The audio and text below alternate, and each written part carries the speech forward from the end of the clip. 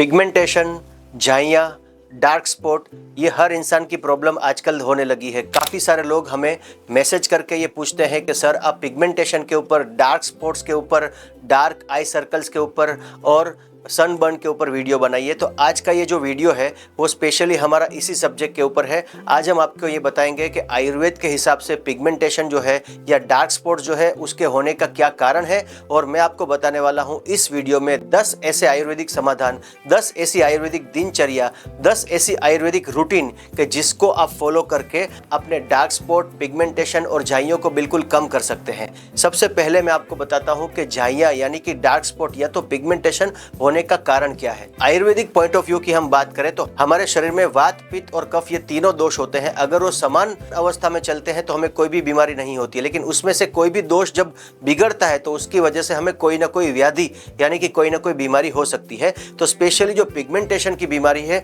उसमें हमारा वात और पित्त ये दो दोष जो है वो बिगड़ते हैं, इम्बैलेंस होते हैं। वात के इम्बैलेंस होने की वजह से स्किन ड्राई हो जाती है, स्किन में रिंकल्स पड़ने लगते हैं, और आयुर्वेद में ऐसा कहा गया है कि जब वात दोष हमारे शरीर में बढ़ता है, कार्स्य, कार्श्रोषण, कामित्व, ये तीन चीजें हमारे शरीर में बढ़ती है, यानी कि कालापन, डार्क स्पॉट जो है वो बढ़ने लगते हैं। उसके बाद जब पित्त दोष हमारे बॉडी में इम्बैलेंस होता है तो उसकी वजह से भी रिंकल्स पड़ने लगते हैं, और हमारी जो रस धातु, यानी कि रस धातु का मतलब होता है हम जो खाना खाते हैं वो सबसे पहले हमारे पेट में जाके जो गैस्ट्रिक जूस बनाता है, अगर वो प्रॉपरली डाइजेस्ट ना हो और रस धातु प्रॉपरली डाइजेस्ट ना हो, और मेद धातु यानी कि हमारा जो फैट बनता है खाने में से, रस धातु और मेद धातु ये दोनों अच्छे से डाइजेस्ट ना हो, उसकी दृष्टि होती है तो उसकी वजह से भी हमारा जो सबक्यूटेनियस फैट जो होता है हमारे चेहरे पे वो भी इम्बैलेंस होता है, वो भी खराब होता है, वो भी दूषित होता है, जिसकी वजह से ये वात पित्त के इम्बैलेंस की वजह से और रस धातु और मेद धातु की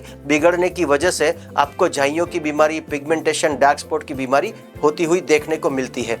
तो आज मैं आपको बताऊंगा 10 ऐसी रूटीन कि जिसको फॉलो करने से आप पिगमेंटेशन की बीमारी से आप बिल्कुल निजात हासिल कर सकते हैं। दोस्तों, मैं डॉक्टर सुहेल दलाल, आप सभी लोगों का स्वागत है हमारे YouTube चैनल संजीवनी आयुर्वेदा हॉस्पिटल में।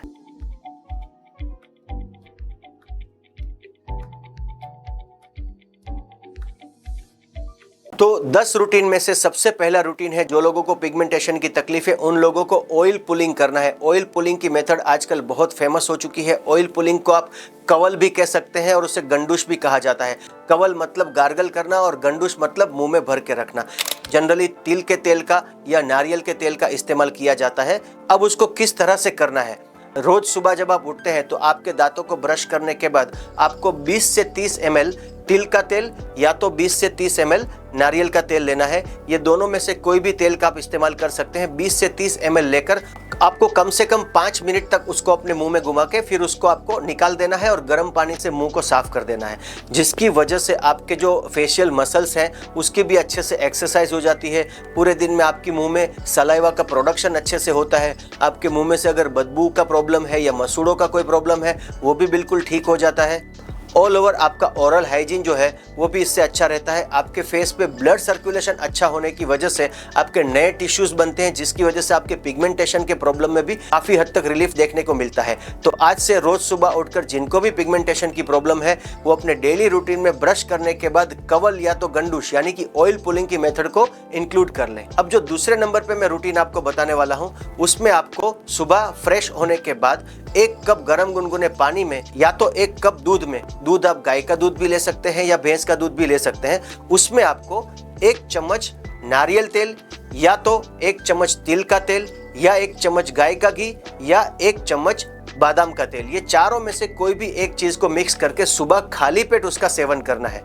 किस इंसान को कौन सा तेल यूज करना है वो भी मैं आपको बता देता हूँ। जो लोग वात प्रकृति वाले हैं यानी कि जिनकी बॉडी में वात का डोमिनेंस रहता है वैसे लोगों को तिल का तेल यूज करना है, और जो लोग वात पित्त प्रकृति वाले हैं वो गाय का घी या तो उसके अलावा वो नारियल के तेल का भी इस्तेमाल कर सकते हैं। और जिन लोगों को चेहरे पे ड्राइनेस और रिंकल्स का प्रॉब्लम बहुत ज्यादा है तो उन लोगों को आलमंड ऑयल यानी कि बादाम के तेल का इस्तेमाल करना है, और उसे रोज सुबह खाली पेट कम से कम 3 महीने तक रेगुलर लेना है।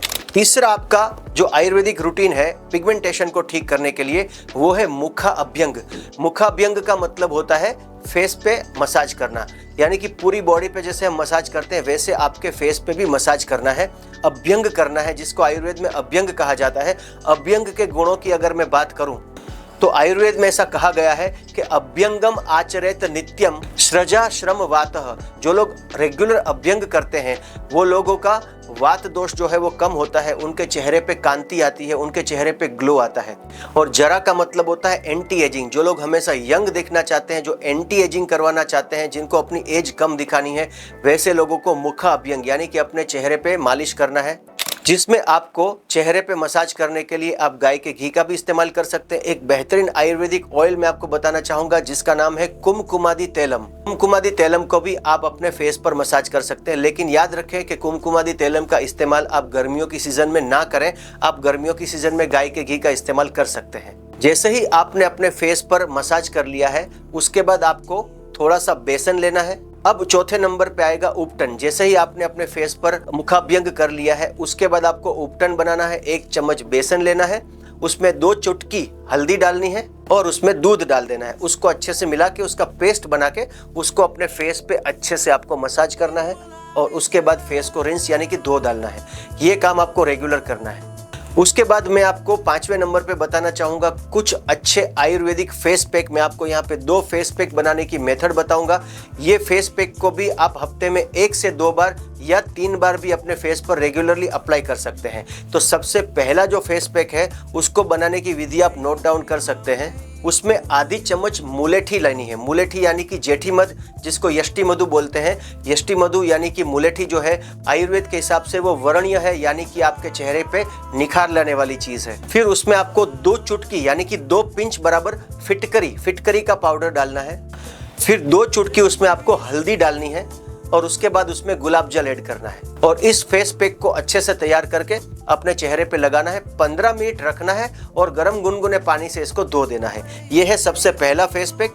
दूसरा फेस पैक बनाने की विधि है 1 चम्मच मुलेठी लेना है यानी कि जेठी मध का पाउडर, यष्टि मधु का पाउडर, उसमें आधी चम्मच हरड़ का पाउडर मिक्स करना है। फिर उसमें 1/4 चम्मच आपको दारू हल्दी या तो नॉर्मल हल्दी, दोनों में से कोई भी हल्दी का इस्तेमाल आप कर सकते हैं। उसको अच्छे से दूध में मिलाकर उसका पेस्ट बनाकर आप फेस पे अप्लाई कर सकते हैं और वैसे ही 15 मिनट रख के फिर उसको गर्म गुनगुने जल से धो देना है। हरड़ जो है वो आपकी स्किन को टाइट करती है। यष्टि मधु यानी मुलेठी जो है वो आपके त्वचा को अच्छा निखार देती है और हल्दी जो है वो एंटी एजिंग का काम करती है। आपके चेहरे पे जो इन्फ्लेमेशन है, जो सूजन है, उसको कम करती है। तो ये जो 2 फेस पैक है उसका इस्तेमाल भी आप रेगुलर कर सकते हैं पिगमेंटेशन के लिए। उसके बाद 6ठे नंबर पे एक डेली रूटीन में बताना चाहूंगा जो है एक आयुर्वेदिक औषधि जिसका सेवन आपको करना है, महामंजिष्ठादि काढ़ा। महामंजिष्ठादि काढ़ा कोई भी आयुर्वेदिक मेडिकल स्टोर पे आपको इजीली मिल जाएगा। इसको आपको सुबह और शाम 15-15 ml खाली पेट इसका सेवन करना है और इसको कम से कम 2 से 3 महीने तक लेना है। उसको आप खाने के बाद भी ले सकते हैं, लेकिन बेहतरीन रिजल्ट्स प्राप्त करने के लिए महामंजिष्ठादि काढ़ा जो है उसको आपको खाली पेट सेवन करना है। और काढ़े का सेवन करने से पहले उसमें जितना काढ़ा लिया है, जैसे 15 ml आपने काढ़ा लिया है तो उतना ही पानी उसमें मिक्स करके उसका सेवन करना है। उसके बाद 7वें नंबर पे आता है आपका आहार, यानी कि आपको विषम आहार का सेवन नहीं करना है जिसमें तला फूला खाना है, डीप फ्राई किया हुआ, बहुत ज़्यादा तेल मिर्ची और मसाले वाला खाना, बाहर का खाना, ब्रेड, जंक फूड, इसका सेवन आपको बिल्कुल कम कर देना है। तो आपको घर का बनाया हुआ जो ट्रेडिशनल खाना है उसका रेगुलर सेवन करना है और आपको कॉन्स्टिपेशन यानी कि कब्ज ना रहे उसका बिल्कुल ध्यान रखना है। अगर आपको कब्ज रहेगी तो आपको अपनी बीमारी में पिगमेंटेशन में अच्छे रिजल्ट्स बिल्कुल प्राप्त नहीं होंगे। उसके बाद 8वें नंबर का जो रूटीन आपको फॉलो करना है वो रात को सोने से 1 घंटा पहले आपको नस्य करना है। नस्य जो है ये बेहतरीन वर्णीय चिकित्सा है पंचकर्मों में बताई हुई, जिसमें आपको सीधे सो के सर को थोड़ा सा, हेड को थोड़ा सा नीचे की ओर झुका के आपके दोनों नोस्ट्रिल्स में 2-2 बूंदे डालनी है। या तो आप नारियल का तेल या तिल का तेल, ये दोनों में से किसी का भी इस्तेमाल कर सकते हैं। एक तरफ 2 बूंदे डाल के दूसरी तरफ के नोस्ट्रिल को बंद करके आपको अंदर खींच लेना है और यही विधि सेम दूसरी तरफ आपको करना है। रात को सोने से 1 घंटा पहले नस्य को आप रेगुलर करिए 3 महीने तक, आपके चेहरे पे बहुत अच्छा ग्लो आएगा। और जिन लोगों को नाक में ड्रॉप्स डालना, क्योंकि नाक में ड्रॉप्स जो डालेंगे ऑयल के वो अंदर तक, गले तक जाएंगे, जिन लोगों को अच्छा नहीं लगता है जो लोग इसको नहीं कर सकते हैं तो उन लोगों को तिल का तेल या नारियल के तेल में ये लास्ट वाली फिंगर को डीप करके अपने नोस्ट्रिल्स में अंदर अप्लाई कर देंगे। उसके बाद दिनचर्या में 9वें नंबर पे जो आएगा वो है गुड स्लीप, यानी कि साउंड स्लीप। जो लोग लेट नाइट तक जागते हैं वैसे लोगों को पिगमेंटेशन की प्रॉब्लम बढ़ जाती है, उनकी स्किन जल्दी ड्राई हो जाती है क्योंकि बॉडी में वात दोष बढ़ता है जिसकी वजह से स्किन ड्राई हो जाती है। तो रात को 10 बजे से सुबह 6 बजे तक की कंटिन्यूस 7 से 8 घंटे की आपको डीप स्लीप लेनी है, जो आपकी त्वचा को निखार लाने में बहुत ज़्यादा हेल्प करेगी। और उसके बाद 10वें नंबर पे जो आएगा वो है एक्सरसाइज, योगा या प्राणायाम। इसमें से कोई भी एक चीज़ आप कर सकते हैं, उसकी वजह से आपका हार्मोनल सिस्टम जो है वो बैलेंस रहेगा, और हार्मोनल सिस्टम बैलेंस रहेगा तो आपके चेहरे की स्किन हमेशा अच्छी रहेगी। इसके साथ साथ आपको कुछ चीज़ों को अवॉइड करना है, जैसे कि बहुत ज़्यादा सन एक्सपोजर को अवॉइड करना है। जो लोग बहुत ज़्यादा धूप में घूमते हैं उनको पिगमेंटेशन की प्रॉब्लम बढ़ जाती है। उसका मतलब ये बिल्कुल भी नहीं है कि आप धूप में बिल्कुल ना जाएं। धूप में जाना ज़रूरी है विटामिन डी के एब्जॉर्प्शन के लिए, लेकिन लाइट धूप जो है उसमें आप अपने आप को एक्सपोज कर सकते। बहुत ज़्यादा समय तक धूप में ना जाएं। बहुत ज़्यादा कॉस्मेटिक या तो मेकअप का इस्तेमाल आप अपने चेहरे पर ना करें, और बहुत ज़्यादा मेडिकेशंस, यानी कि कुछ लोग छोटी छोटी बीमारियों में बार बार दवाइयों का सेवन करते हैं जिसकी वजह से भी आपकी स्किन खराब हो सकती है। तो दोस्तों ये मैंने आपको 10 चीज़ें बताई जिसको रेगुलर करने से आप अपनी पिगमेंटेशन को, डार्क स्पॉट को बिल्कुल ठीक कर सकते हैं। अगर आपको ये वीडियो अच्छा लगा हो तो हमारे चैनल संजीवनी आयुर्वेदा हॉस्पिटल को सब्सक्राइब करें। अपने उन दोस्तों को इस वीडियो को भेजना ना भूलें जिनको ये तकलीफ है। अगले वीडियो में जरूर से मिलेंगे, तब तक के लिए धन्यवाद। Sanjeevani Ayurveda and Panchakarma hospital, rejuvenate your mind, body and soul.